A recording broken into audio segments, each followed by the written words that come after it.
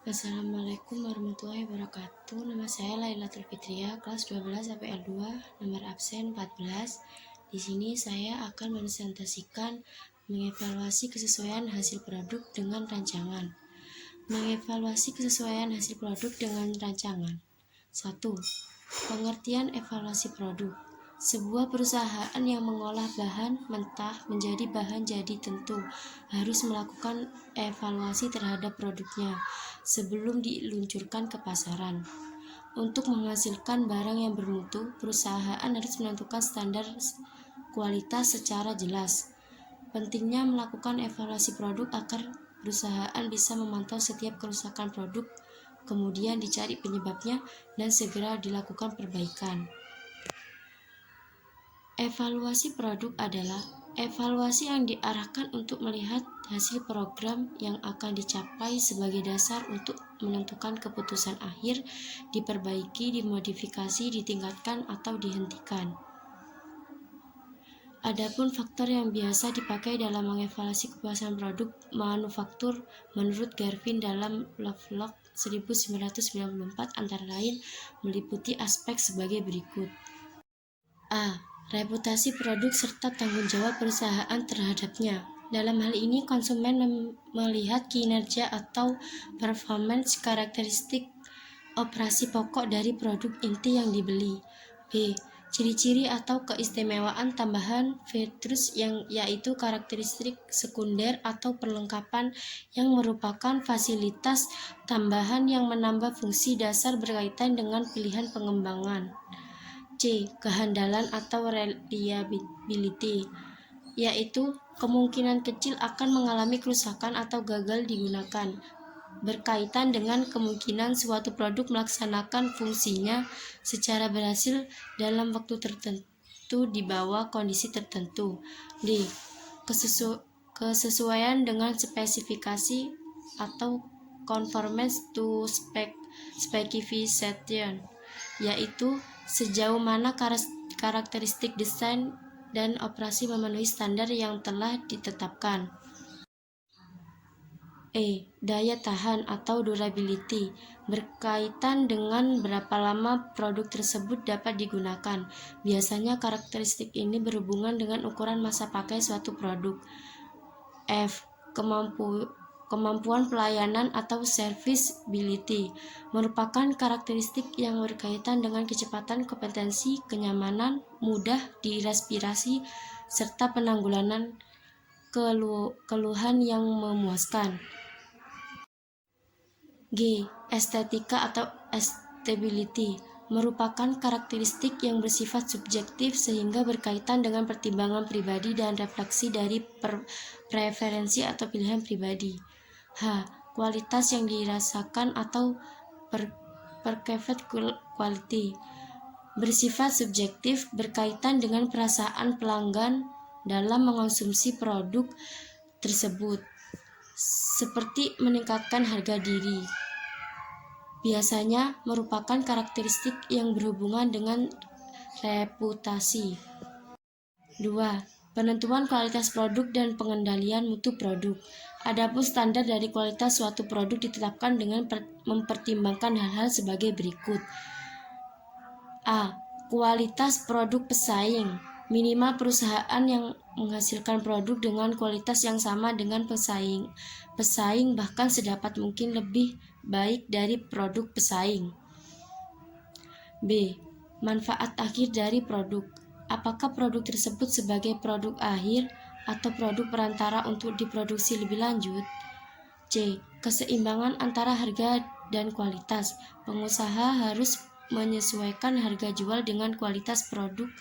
Konsumen tidak akan segan membeli dengan harga tinggi bila kualitas dari produk yang dibelinya memang terjamin atau berkualitas super.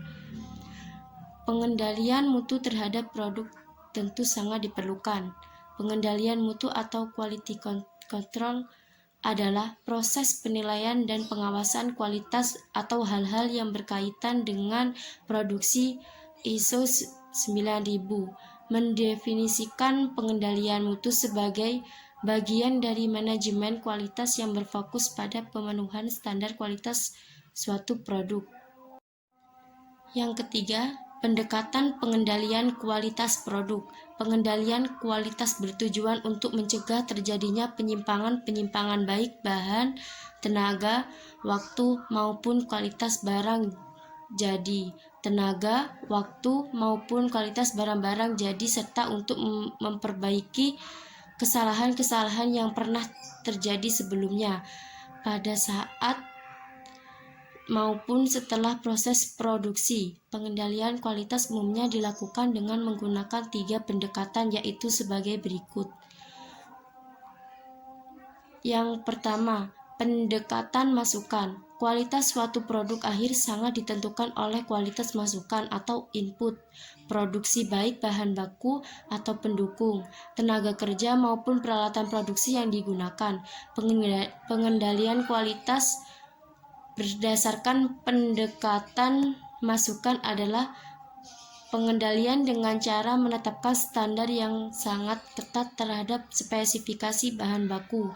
Diperiksa secara cermat, tenaga kerja yang digunakan diseleksi secara ketat serta fasilitas atau perlengkapan produksi dipilih secara cermat. B. Yang kedua, pendekatan proses. Pendekatan ini dilakukan melalui pengendalian yang ketat terhadap standar proses produksi yang dijalankan.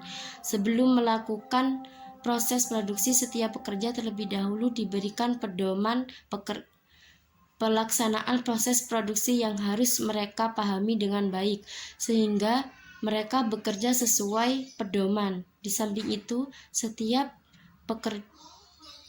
pekerja berusaha untuk meminimalisasi penyimpangan dan setiap kerusakan peralatan produksi segera diperbaiki. Yang ketiga, pendekatan keluaran. Pendekatan ini dilakukan dengan melihat kesesuaian produk akhir dengan pesanan atau standar yang telah ditetapkan, yaitu dengan melihat dan memeriksa sampel produk. Di samping itu, pengendalian dengan pendekatan ini juga dilakukan terhadap fasilitas penyimpangan produk akhir. Setiap produk akhir atau keluar akan diperiksa untuk melihat kesesuaiannya dengan standar yang telah ditetapkan sebelumnya, yaitu yang disebut dengan sampel produk. Yang keempat, manfaat pengendalian kualitas. Pengendalian kualitas bagi perusahaan memiliki manfaat sebagai berikut. Yang pertama, tercapainya efisiensi dikarenakan tidak ada pemborongan bahan baku atau pendukung waktu dan tenaga kerja. Yang kedua, menekan biaya sehingga biaya rata-rata dan harga jual menjadi rendah. Yang ketiga, meningkatkan penjualan. Di samping itu, karena harga jual relatif rendah, juga karena kualitas barang yang terjamin. Yang keempat, manfaat bagi konsumen adalah konsumen merasa puas karena memperoleh barang atau produk yang berkualitas dengan harga yang bersaing. 5. Langkah melakukan evaluasi kualitas produk. Berikut ini beberapa langkah yang diambil perusahaan dalam melakukan evaluasi produk, antara lain. Yang pertama, evaluasi pada kualitas produk, yaitu dengan melakukan pengendalian mutu atau quality control, mencari catat produk dan segera melakukan perbaikan. Pengendalian kualitas produk dilakukan dengan mengidentifikasi kerusakan produk, mencari penyebab kerusakan, dan usaha untuk melakukan perbaikan. Perusahaan perlu menentukan standar kerusakan pada produk maksimal 2%. Yang kedua, evaluasi terhadap persepsi. Karyawan mengevaluasi persepsi karyawan dan para manajer terhadap kualitas, juga mengevaluasi tingkat komitmen pada para karyawan dan manajer terhadap kualitas.